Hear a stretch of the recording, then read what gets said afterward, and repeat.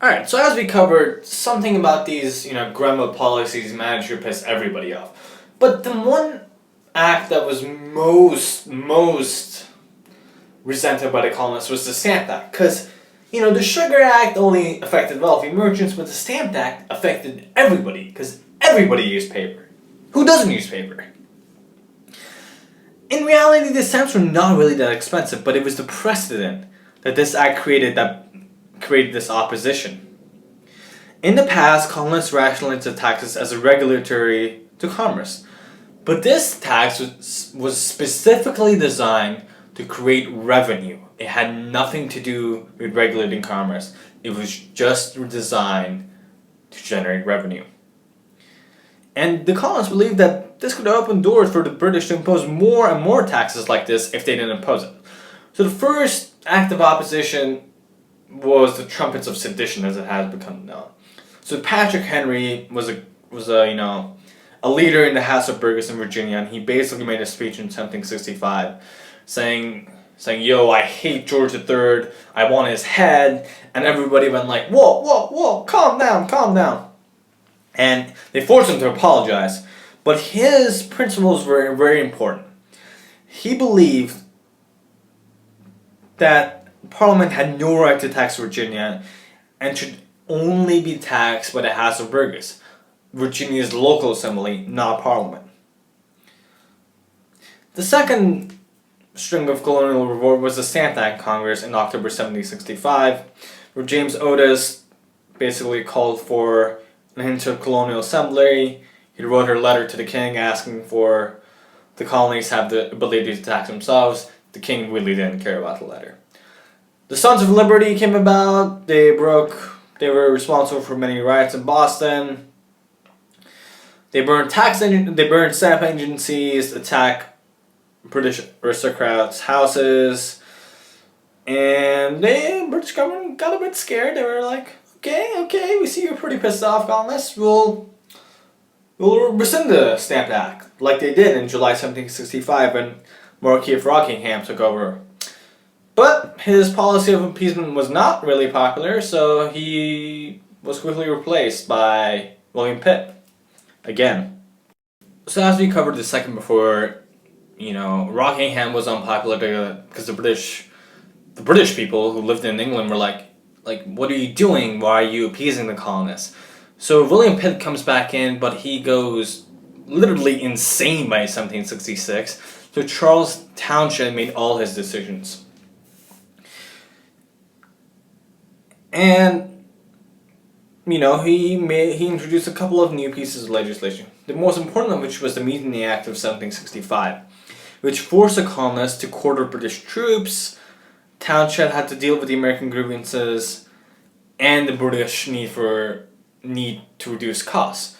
So he had to balance these two completely different dilemmas. On one side were the British citizens who wanted to reduce their debt. On the other side were the American colonists.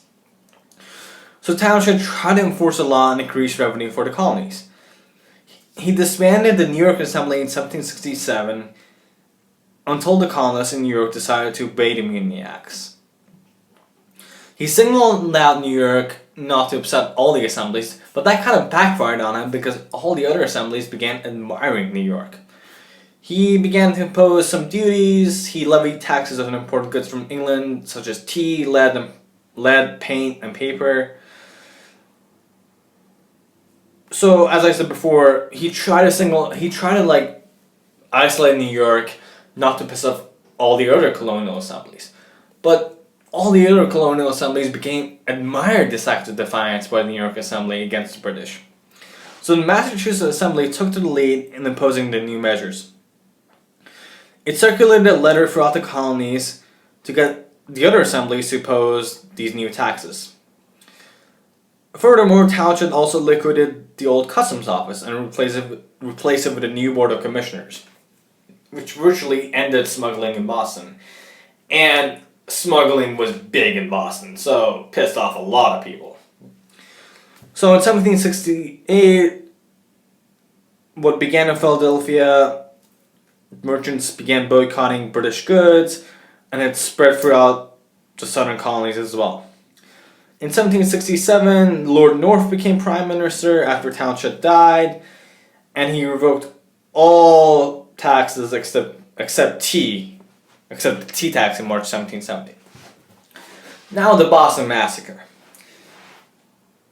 So, you would expect the colonists to be happy after the Townshend duties were revoked, but they were not.